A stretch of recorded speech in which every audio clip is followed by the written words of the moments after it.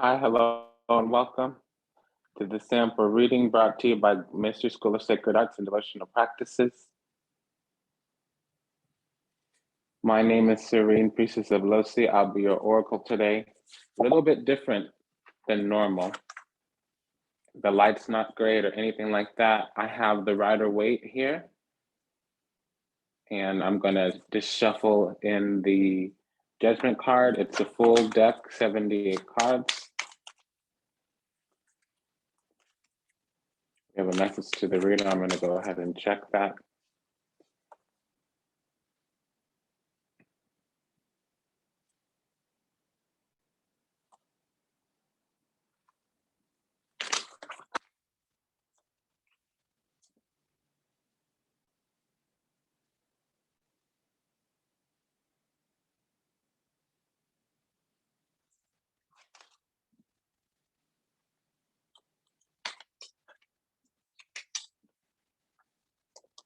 This is a sample reading, so whenever you see a sample reading, it's more of like a skills lab by another name because there is space held just for going over skills, simulations, practice. This is slightly expanded practice, if you would. All I keep getting is reaping and harvesting and planting and sowing and all of that kind of that's what I'm getting right now. So from my understanding, we are growing through defeat, sabotage energy. We have the temperance here, which is talking about healing. There does seem to need to be a spine, a backbone, standing strong, secure in the self kind of energy. Solidity, foundation. I'm hearing the word brigado, which just talks about holding a position in this context. So now I've gone to and I apologize for the light. That's not a normal occurrence. Normally the light is slightly better. Maybe we can do something. Let me pause for a second. I'll be right back.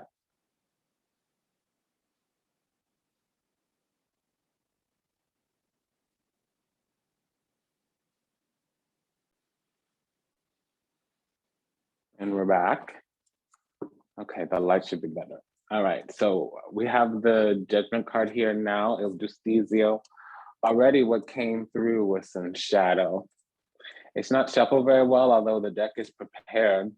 So again, all week, I've been hearing a lot about relationships we have to the dark or binds, tides, agreements, which if it's not to the dark, it's to karma. If it's not to karma, we're stuck. If it's not, we're stuck, it's the wrong path. If it's not, it's the wrong path. It's not in alignment with our ascending vibration. We've come to the point where our vibe is attracting or our vibe is reflecting and the vibe is non-resonant with the reality that's been created.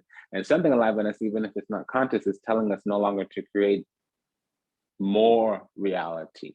It's karmic. We were living in the distortion, and to continue in the distortion, the illusion, it would be karmic. Now, when I say the illusion, it just means we should be in a mutually beneficial, nourishing needs exchange with God, Allah, Buddha, Shekinah, however we say that, higher power source creator, and see, our back is turned. We're not consciously trying to, engage, show up, participate, have some kind of spiritual contact, spiritual union with this spirit. And this is not always a singular spirit. I need more energies for that. It just means those who are descending, not ascending, and maybe fallen, definitely the wrong path, definitely makes things dirty, toxic. We don't want to get that contamination. And yeah, things are coming forward, and what's coming forward consistently through the door is the devil. Devil spelled back words is lived. Okay, so we have this.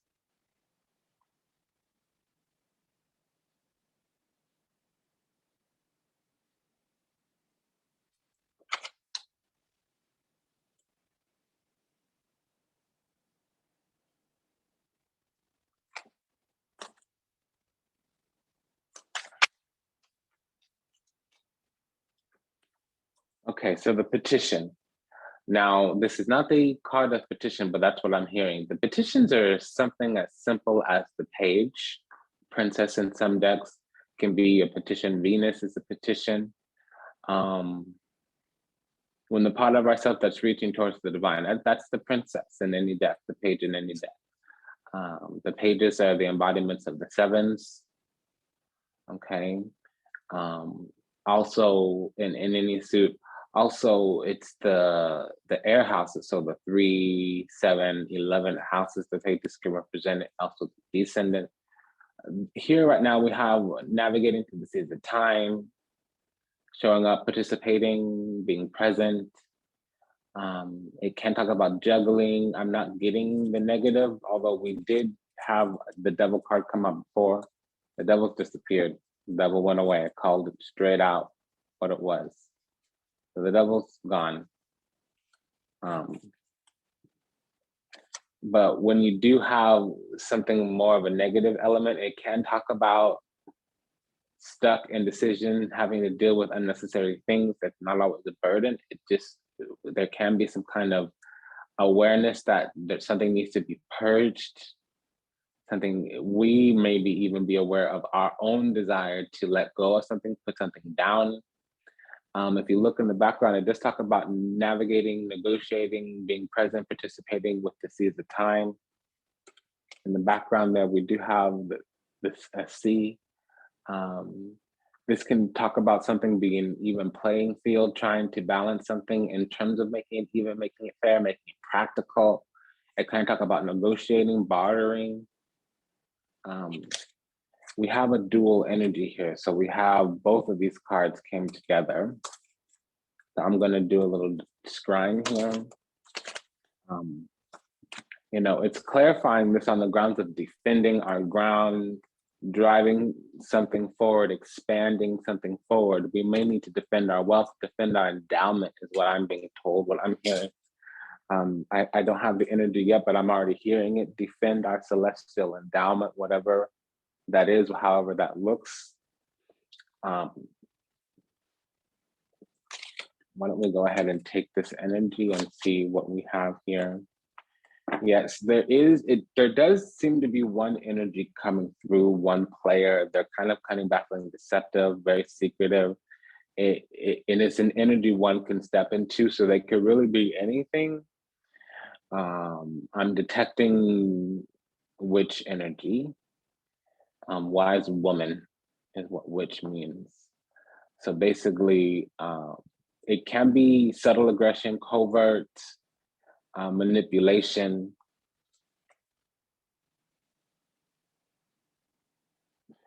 With this magician here, things are being manifested, but the swords and the wands, that's oppositional energy. Wands being less than the swords. Swords are outright opposition. The wands, when that's oppositional, it's more competition, jealousy. It can't even be healthy competition. I'm getting here, there's a subtle, cunning, baffling, deceptive intention to malign, cross us, whomever is watching, the seeker. Okay, so this is an oppositional character, and we're being advised to take this energy. Okay, so I opened the door to that, and luckily it's fortunate. So whatever does happen, if it is something that's negative, we'll grow through whatever we go through, and it will give us a different spiritual perspective. We'll be able to get to higher ground, to fulfill some kind of spiritual knowledge, spiritual insight. There's a hidden initiation here. It would be about our soul's consciousness, our divine say, the part of us that when we pray speaks or interfaces with the divine. This is karmic fortunate, so this is in alignment with our path. However, we were supposed to come to this whenever the energy, the cycle starts. However, we respond to the energy that would say, that would show if we walk into dharma, into karma. What I'm getting here is that this only proves how chosen we are. And whatever conflict we are going through, if there is a party, place or thing, an energy that is oppositional, especially spiritually oppositional, especially subtly spiritually oppositional. This will give us an upgrade. This will bring us closer to God. Okay, so I'm going to open the door further. I'm going to continue. See, remember I was talking about this will fulfill us. This will give us something spiritually. We will grow through whatever we go through. It gave us our soul's power. It's not just contentment. We're content with the self. We know ourselves very well now. And that's gold. Okay. Yeah, so now we go about things spiritually. We understand how to go to God. It doesn't matter if there was somebody who was oppositional. It taught us something. It gave us power.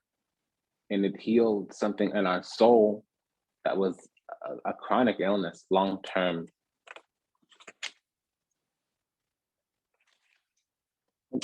Excuse me. Okay, so more. It's truly saying this illumination enlightenment was breaking free of something. We were encumbered under somebody's thumb, under somebody's scheme, and it doesn't necessarily need to be negative. It could be we drank somebody else's Kool-Aid, their energy got in our energy. We were following some kind of inner drive, desire, passion, urge, really.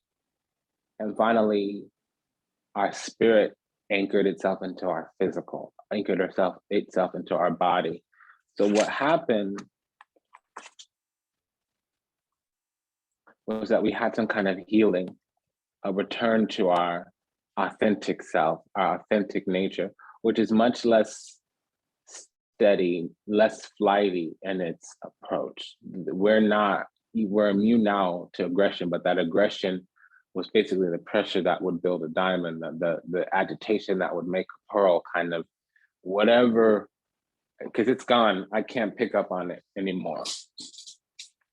It'll come back in the beginning during the review, but I really can't pick up on this. I just know that some energy, mainly for most of us, a person, opposed us, was oppositional to us. And that upgraded us so much, so significantly. They did us a favor, even if it was a pretty awful, horrible thing. And it might not be a they, it might be an it. Some kind of cycle with a person, place, or thing. So we were able to find our path, our illumination in all that caca. Whatever it was, however it was. So now let's really read this. So this two energies together, I have to say this, that's a holo. It could also be a VG, it could be Mitra. So look up Hindu Mitra, not Mithra, Mitra. It's a similar concept and idea. So it does bring in a very subtle, very junior, very baby Melchizedek energy. I'm hearing Kaitur. I'm hearing the word Vidya, Vidya. It's tuning in, tapping into the collective's endowment. This is the Garden of Eden. Heaven is upon the earth, but most of us don't have the frequency, energy, vibration to recognize that some energy is going to need to wake us up. There's going to need to be a shift. So the Great Awakening is what that's called. And yes, we do need to guard our own vision, our own, whatever we're going to manifest, whatever we're going to build. And it's not that we need to be quiet about our path, our craft, how it is that we manifest, but what it is that we're manifesting.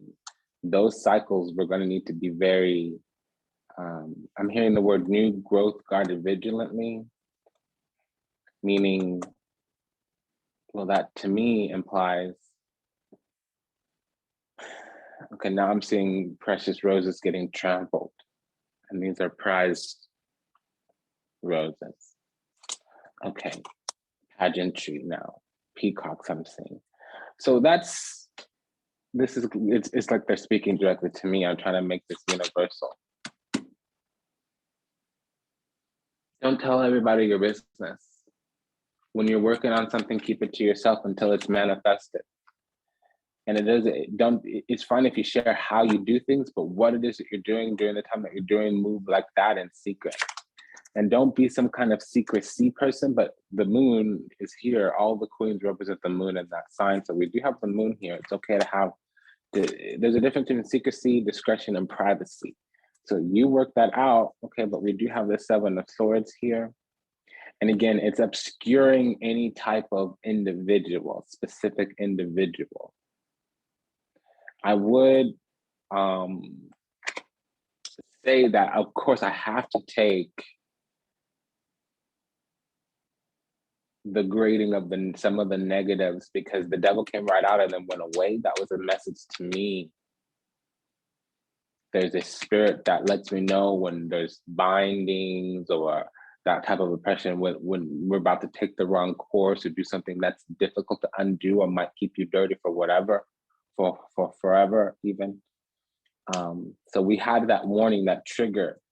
So it's just saying to me, give everything a little bit more negative connotation, because normally, especially with this as a warning, if this is a wisdom card, I wouldn't take the traditional negative meaning, but I do have to take it. So let me give both. Me, when I see this, I'm thinking, okay, so there needs to be some strategy, some breaking out, breaking free. Something can easily become a futile endeavor, maybe a fruitless endeavor, probably a foolish endeavor, especially from the perspective relative of other people, other parties, places, things. There's some strategy, and you may, again, need to move in secret. Okay, if I'm dealing with others, I do need to take a adversarial, do a background check. It doesn't need to be, punching all the data into the computer and getting a report back. I'd rather dispatch a lieutenant to do that anyways. Didn't we have the Knight somewhere recently? So that person won't even come through without those, but it is checking the energy, looking into their intentions. What I want to see here is, what are your plans now? How have you been manifesting this position that we're in today over the last 6 months? What are you growing into? What is your future pacing look like? Liars can figures, but figures can't lie. Okay, then bring in all that negative. So somebody can be cunning, baffling, deceptive. Am I being cunning, baffling, deceptive to someone else? Am I being secretive in opposition with somebody else? This is semi-open warfare. This is the moment, the precipice, when a hidden enemy becomes an open enemy, a public enemy. Because eventually we will come to realize that there was some kind of cutting, severing, some type of prickly connection, prickly union. And they're currently working on some type of sabotage, some type of defeat, or at least to block or intercede, interrupt, interfere in some type of harmony, union, peace that we have. Where is the triangulation? Where might somebody have insight, the scoop on us, where they could be advantageous or adversarial? Even worse here, another step forward is, where does adversarial positions in the beginning look like advantageous to us? Where might we believe somebody is trying to be helpful when in reality it can be? Also, if the devil came out, it can, but the magician came out too. So it's somebody intentionally doing it, and who it is, we didn't get more energy on that.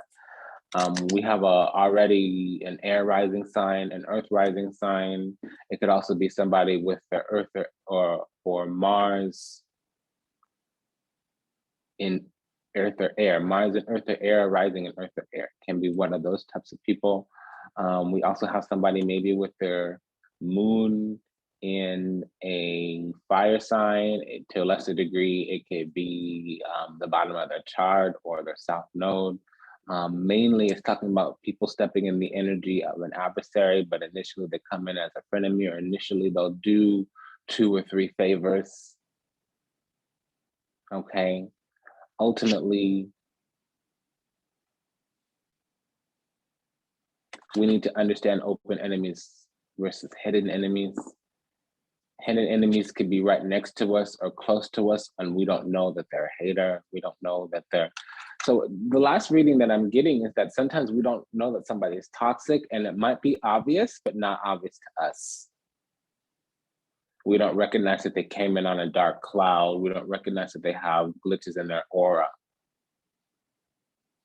that they themselves are an entity, a vessel for darker. So demonic is not always bad. Demons could be very advantageous for perfection or protection. I don't work with them often at all. It's really more, it's a one-track mind, so that it lacks a lot of benevolence or intelligence in this key. Here, it could be that they're toxic or we don't know. They're bringing in a dark cloud, we don't know. We're not aware of their ties. We're not aware of their associations. We're not aware of the spiritual hygiene. We're not aware of their tools, tactics, techniques. We don't know about their morals and ethics. We don't know about their sovereignty, their divinity. And it might very well be, we need to get to a higher ground from it. It might not be intentional on the side of the other person, place, or thing. But we can't let them in for whatever reason. It might not be forever, but definitely for right now. And it's not always a person, it's a place or thing. We might need to put down a habit, put down a relationship to something, whether it's a job, business, a place that you live, a thing in your diet. And not all diet is food. It can be the people, places, and things we hang around. You know, your net worth is going to be the average of your 5 closest friends. Are your 5 closest friends entrepreneurs, business owners, homeowners, landowners, or are they, you know, people in the same circumstances that you're trying to grow out of?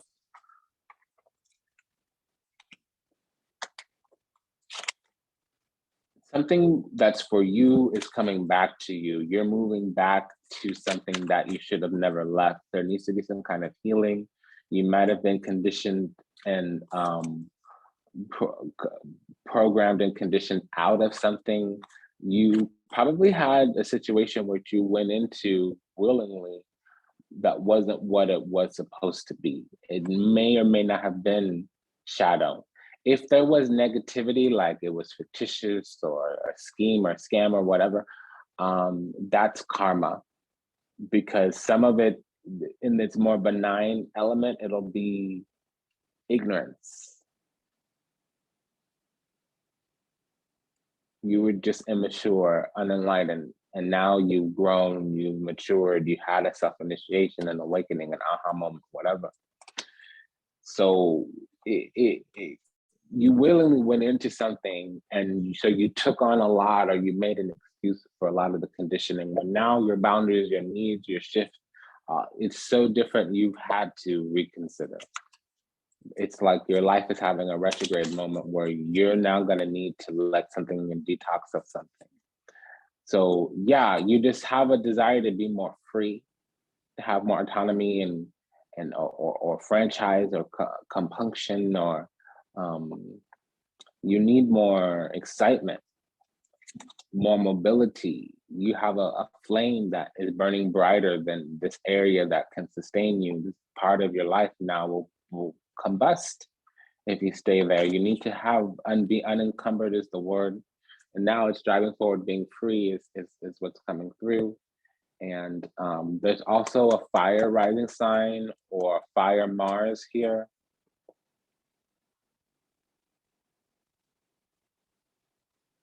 Now,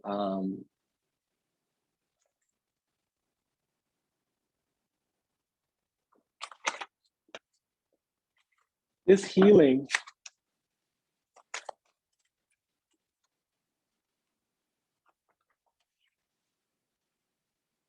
This healing has to do with something that you might be a late bloomer in, or it might have taken a very long time to learn the skills or to adapt to this shift. And ultimately, it was God. You had to come closer to God. You had to come closer, technically, to the goddess. So you had to be godly, divine in your nature. And I want to see what took so long for us to come to this. Okay, so we need to get secure in the self-worth and value. We needed to learn self-worth and value. Because we have these boundaries that were probably never going to be respected in the environment surrounding location that we were in. There was some kind of authority, boss. Now, it might not be external. So we might have just been really stuck in our ideas, really stuck in our methods, really stuck in our tactics, our tools, our techniques, our means, our mechanisms, our methodologies, whatever it was, like institutional, even if it was a mental thing that was just so strong, it became an institution because we learned it from our daddy and our daddy taught it, learned it from his daddy or whatever. We had to stuck on whatever. It wasn't stuck on stupid, but we did need to be a little bit more flexible or evolved in our standpoint of this, so that there needed to be more flexibility. We didn't want to become a relic.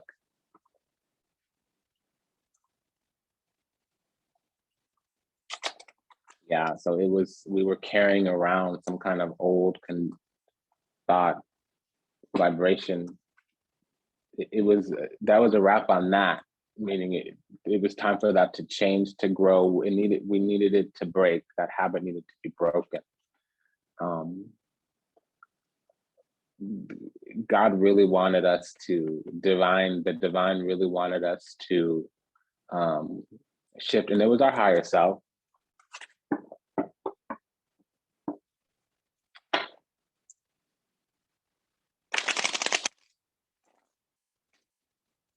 We needed to master something, mastery about something, discernment even.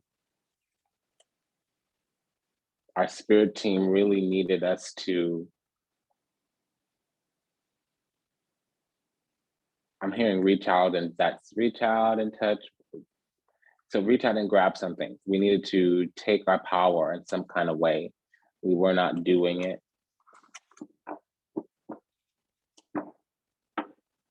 Okay. More on that queen. Remember we saw that Queen of Wands and the devil disappeared. The devil didn't stay out, so I wasn't going to go down a darker path there. But we need discernment, because energy is going to be sent our way, and the same energy is going to hit multiple people. Two people can witness the same event and walk away with two completely different experiences. If you write a 3 on the ground, the person on the other side will see an E, the person to the left will see a W, the person to the right will see an M. It's the same 3 or E or writing on the ground. It's just different perspectives. So sometimes the person is going to be really cutthroat, biting, and evil. And sometimes the person's going to be really innocent or ignorant, and it doesn't matter. It's the same energy, but two different perspectives. Eventually, they'll grow into the right perspective, especially if they're on the clean side, the winning side, the divine side. Yeah, okay, sometimes people are on the evil side, and that doesn't go well for us. Okay, so there's this energy here of, and if they're on the evil side, eventually through the natural ascension, the great awakening, they'll be quarantined in their own, because they will be 5-dimensional, they'll be 5th and 4th dimensional, and it'll be repelling instead of attracting, like it was before. Okay, so there's just a transition coming, because we need to be at peace, and we need to move on, move through something, and what we're moving on, moving through is,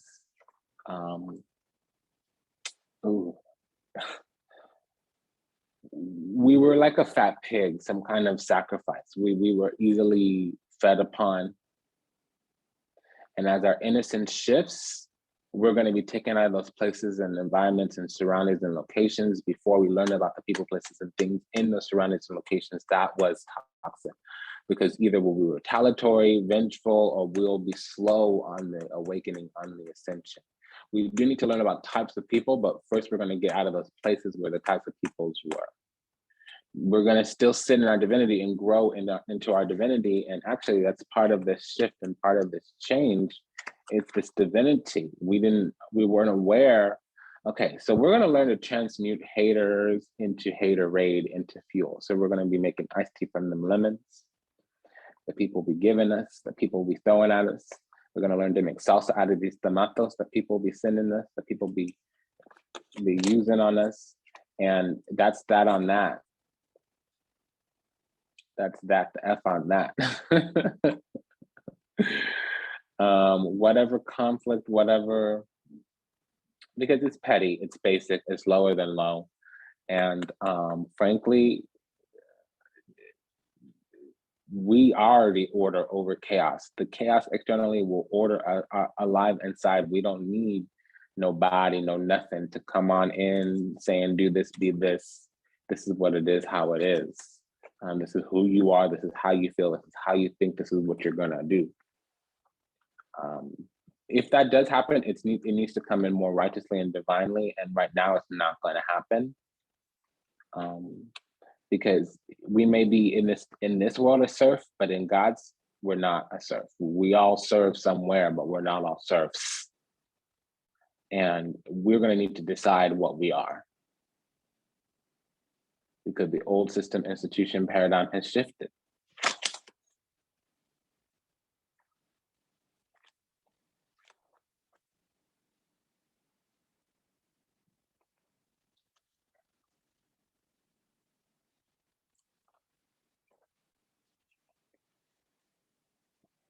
Something is finally over, or some kind of cycle is broken. We're really closing it out now. It's been over for a while, but now we're closing it out.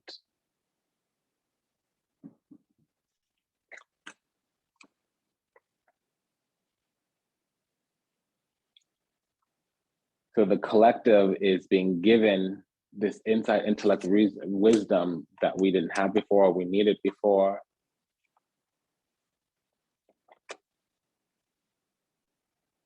And we're going to start receiving rewards according to our virtue, according to our value, according to our dignitary, according to our exaltation.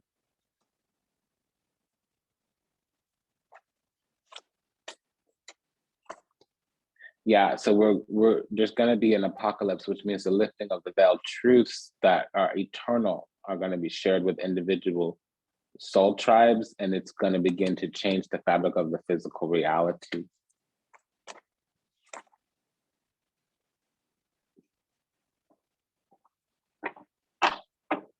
Because we all come from the goddess. We all have souls. We are all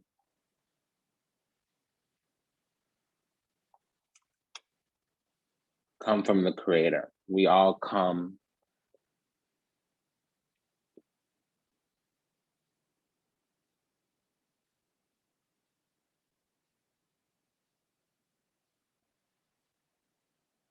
out of a divine place. At least the ones watching these YouTube videos. Most of the people walking around are not made out of darkness. They go dark. And yeah, some darkness may have been put on them, come on them at birth. It still doesn't mean that they're made of darkness. It means they have bindings and ties to the dark that they can release in this lifetime. So it's been an honor and a pleasure to serve you. Thank you for allowing me the privilege to do so. If anything that was said resonates deeply with you, go ahead and check out the resources in the show notes. Until we meet again, until we read again, namaste, dandavat, and ashe. Goodbye, everyone.